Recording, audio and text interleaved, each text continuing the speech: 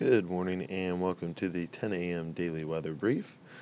Looking at today's upper level wind profile, our freezing level sits at 14,300 feet, and throughout our vertical column, our winds do vary quite a bit, with a more southeasterly direction near the surface and a more northwesterly direction aloft. As for the winds aloft today, they do remain notably light, with an observed maximum of only 10 knots coming in at about 1,000 feet, and winds are nearly calm in the upper levels.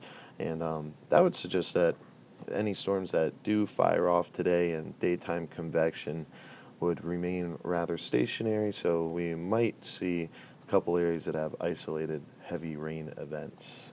Now, pulling up the most recent surface analysis chart for today, we currently sit under a light and broad region of high pressure and remain in an unsettled weather pattern that should persist into midweek, with scattered thunderstorms possible each day before we see some summer heat start to rebuild Thursday and Friday, along with elevated heat indices.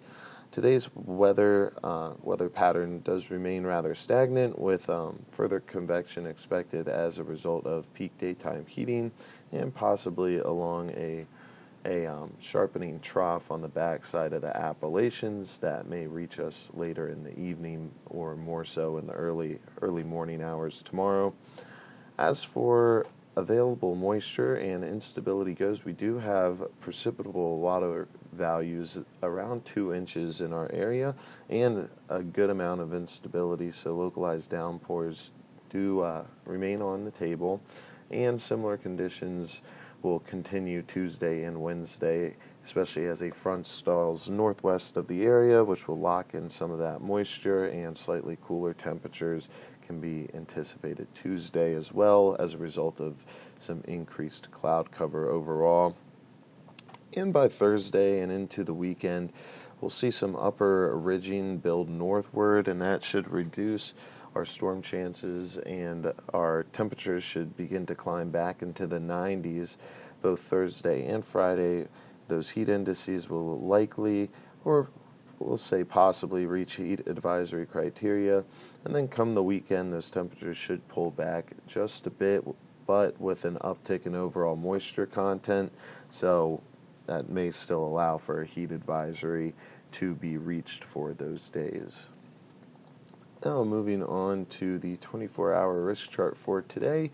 Slight changes from this morning, but overall pretty similar. We do have a little bit of color for this afternoon, indicating chances of precip and lightning, as well as some color for early tomorrow morning, especially getting closer to the 8 a.m. mark, in which those precip chances increase just a little bit. And we do have color indicating the chance of some low-level clouds. And throughout the day today, we should remain between scattered and broken conditions, and a good amount of sun coming through. Winds should remain relatively light, under 10 knots, gusting up to the mid to upper teens, but overall a pretty nice day in store. And moving on to the short-term weather risk chart here, Tuesday we can expect partly to mostly cloudy conditions with a chance of showers and thunderstorms, and a high of 84, so slightly cooler tomorrow, and the chance of those lower ceilings and maybe even lower visibilities associated with such. Tuesday night, we can anticipate some partly cloudy conditions and a low of 77 with greens across the board. And Wednesday, we can anticipate partly to mostly cloudy conditions with a slight chance of a pop-up shower or thunderstorm and a high of 86.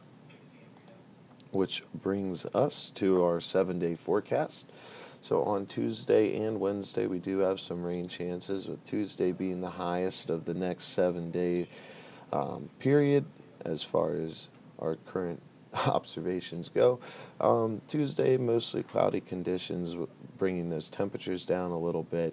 And then Wednesday, partly to mostly cloudy, moving partly to mostly cloudy for the next couple days.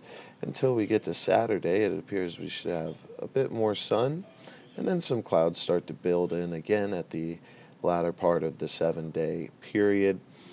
Thursday through Sunday, largely those chances of precipitation there remain low, but those are representative of any afternoon and moving towards evening pop-up storms that may develop in the heat of the summer.